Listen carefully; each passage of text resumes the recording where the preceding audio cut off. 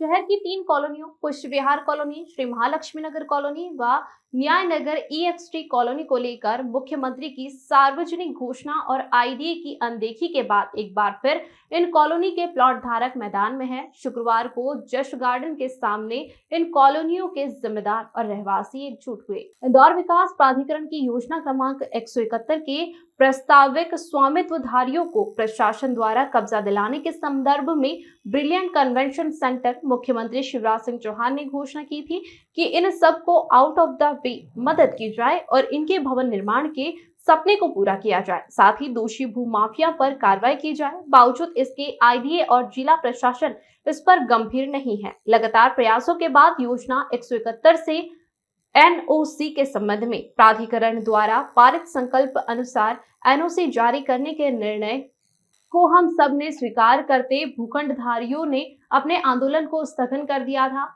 लेकिन अब पीड़ित सदस्यों को लगता है कि इस जीवन में प्राधिकरण से न्याय मिलना मुश्किल है। उक्त परिस्थितियों से शासन प्रशासन व आमजन को अवगत कराने के लिए शुक्रवार योजना 171 से प्रभावित भूखंडधारी सामूहिक रूप से एकजुट हुए और आगामी रणनीति पर चर्चा की। अनिल पुरोहित की रिपोर्ट। पुष्प विहार कॉलोनी के श्री महालक्ष्मी के देवी अहिल्या के सदस्य इकट्ठे हुए थे। हमारी आज इकट्ठे होने का प्रयोजन ये था कि 171 स्कीम में जो हमारी इन्होंने ज़मीन रोक रखी है उसका निराकरण क्यों नहीं हो रहा, जबकि माननीय मुख्यमंत्री जी यहाँ के ब्रिलियंट कन्वेंशन सेंटर में आके प्रशासन को निर्देश दे चुके हैं कि ये काम किया जाना है। इसके बावजूद भी हमारा काम नहीं हो रहा है।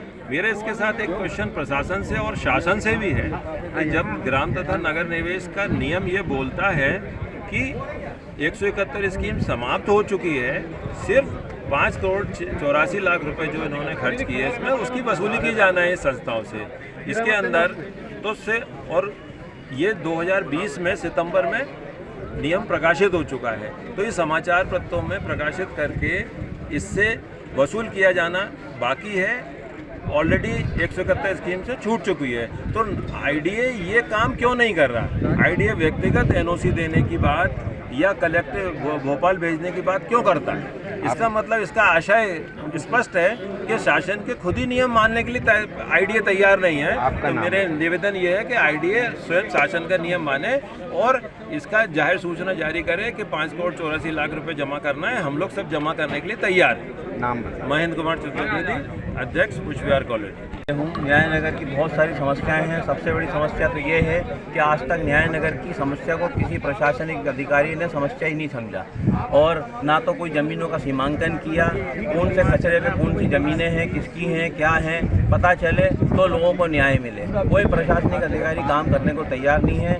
पहले के अधिकारियों ने कुछ काम किया, मनीष सिंह द्वारा कुछ काम किया गया, आपके नरहरी साहब ने कुछ काम किया, मगर अभी जो वर्तमान में कलेक्टर साहब आए हैं और अभय बेड़ेकर जी, दोनों ने जो है हम लोग जब उनकी जन सुनवाई में गए तो उन्होंने हमको सिरे से ये कह दिया कि यह कलेक्टर का काम नहीं है, आप लोग 25-25 सालों से अपने प्लाटों पे नहीं गए और अभी दूसरे लोगों ने आपके प्लाटों पे कब्जा कर लिया, तो अब हमसे न्याय मांगने आ गए, आप लोग अदालत की शरण में जाइए। जबकि ये गलत है, क्योंकि प्रशासन ने ही जो है हम लोगों की मदद से एक FIR भी करवाई है भूमाफिया के खिलाफ, और ये सारा कांड जो है भूमाफियाओं के द्वारा किया गया है। किसी एक इंडिविजुअल व्यक्ति का काम होता तो वो आदमी अदालत में जाता। महेंद्र सिंह हार्डिया जी ने हमको आश्वासन दिया है कि मुख्यमंत्री जी जब भी इंदौर आएंगे तब हम जो है उनसे मुलाकात करेंगे और हमारी समस्याओं से अवगत कराएंगे। मेरा नाम अजय गुप्ता। टाउन कंट्री से प्लानिंग कॉलोनी को जबरदस्ती स्कीम में घुसेड़ा, उसके लिए हमने उन्हें आपत्ति दर्ज कराई। हमारी आपत्ति इस बात पे खारिज कर दी गई कि आप लोगों की संस्था में सिर्फ विवाद है, बाकी तो ये मान गए कि टाउन कंट्री से प्लानिंग है गलत ली गई। आपको व्यक्तिगत NOC देने का हो गया था अभी, हाँ, व्यक्तिगत NOC की बात आ गई जो लीग से हटकर थी। कानून के में ऐसा कोई प्रावधान नहीं है, पर हमने सिर्फ जनता अपने लोगों के सहयोग के लिए उसे स्वीकार किया कि यदि ये दे रहे हैं तो हमारे 700-800-900 लोगों को भी कब्जा मिलता तो हम खुश हो जाएंगे। लेकिन वो हमें छलावा लगा, अंदर से हम डरे हुए थे कि ये होगा कि नहीं होगा, वही हुआ। उन्होंने अपने आप से पीछे लेने की कोशिश की और शासन को लिख दिया कि मार्गदर्शन दे। ये हमें पता है, हम भी विभागीय अधिकारी रहे हैं, किसी को ब्यूटीफुली टालना है तो सबसे अच्छा रास्ता है प्रशासन। किस तरह का आपने बात? भू माफिया है। देखिए, दीपक मद्दा, दीपेश वोरा, कमलेश जैन, नसीम हैदर, इसने 300 प्लाट बेचे। वो 300 लोग इनको रोज पिंच कर रहे हैं कि यार वहाँ तो एनओसी मिल रही है, वहाँ तो मकान बन जाएंगे, तो मेरे प्लॉट मुझे कैसे मिलेंगे? तुमने मुझे रजिस्ट्री कर दी, 30 करोड़ रुपए ले लिए, हम तो आपसे पैसे वसूलेंगे। ये लोग पूरी ताकत लगा रहे हैं कि एनओसी मिल गई तो मकान बन गए, उनके 300 प्लाटों पे हमारे मकान बन जाएंगे। जो वास्तविक लोग हैं, तो जो फर्जी बिक्री वाले हैं, उनका एक बहुत बड़ा टेंशन चल रहा है। हमको ये पता है वो मरते दम तक ये चाहेंगे कि एनओसी ना मिले। आपने गंभीर आरोप लगाया। लंबे समय से रहवासी लगे हुए हैं, आईडी से लगे हुए हैं, तमाम मंचों बात रख चुके हैं। आज फिर एक लंबी बैठक करी है, आपको क्या है प्रॉब्लम? देखिए, हम लोग प्रशासन और शासन और वरिष्ठ अपने नेताओं की सहयोग से यहाँ तक आ गए हैं। 35 साल से पिछड़ रहे थे।